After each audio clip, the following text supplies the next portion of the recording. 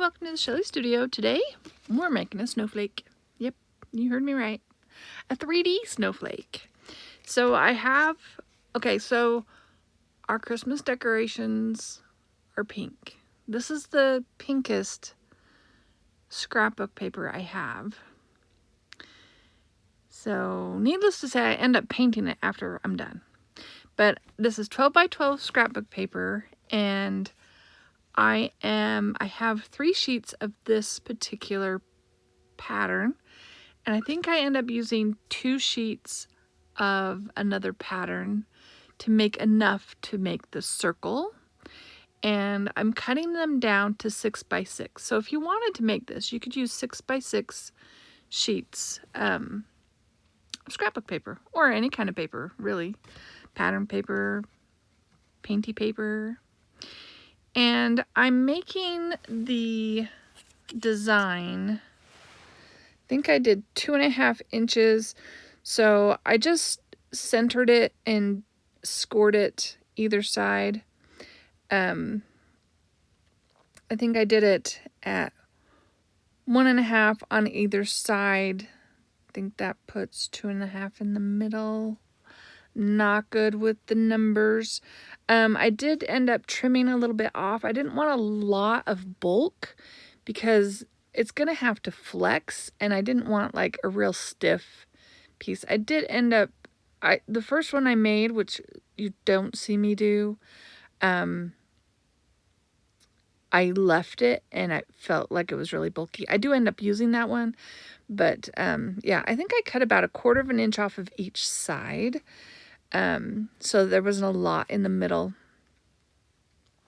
So, if I can come up with the exact measurements, I'll put them in the description box below in case you want it. But really, I didn't have a guideline, so, I didn't have like exact measurements to use. I just decided that I was going to use 6 by 6. I wanted it really big. And the pattern I'm using is just a real simple, I came up with it myself. It's similar to a lot that I've seen out there.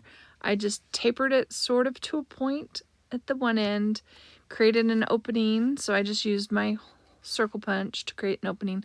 Nice and smooth, easier than cutting it. Though I think by the time I go through all of these, the punch was refusing to work.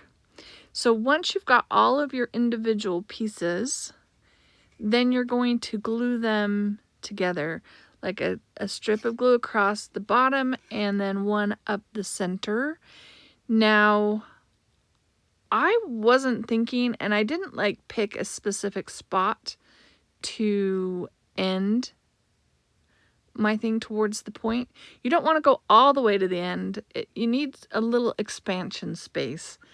So I would maybe go up, not as much as that one was, like maybe to where the fold is, would be mine. But just, if you keep it consistent, then when you open up your pattern, then it will look better. It will be consistent all the way around. And to tell you how many pieces I made, individual pieces I made, let's see, 3, 6, 9, 12, 21. Is that right? Or is that 20?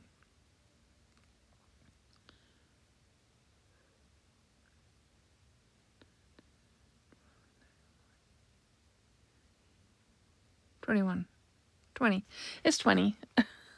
So that's the design, and I did end up accidentally tearing a spot, which I had to glue back together, but you can't even tell. So, and plus I painted it. So I'm gonna open it up and glue it down, and I used a couple of you can see the little tear there, but I just glue it and pinch it together, and it's fine.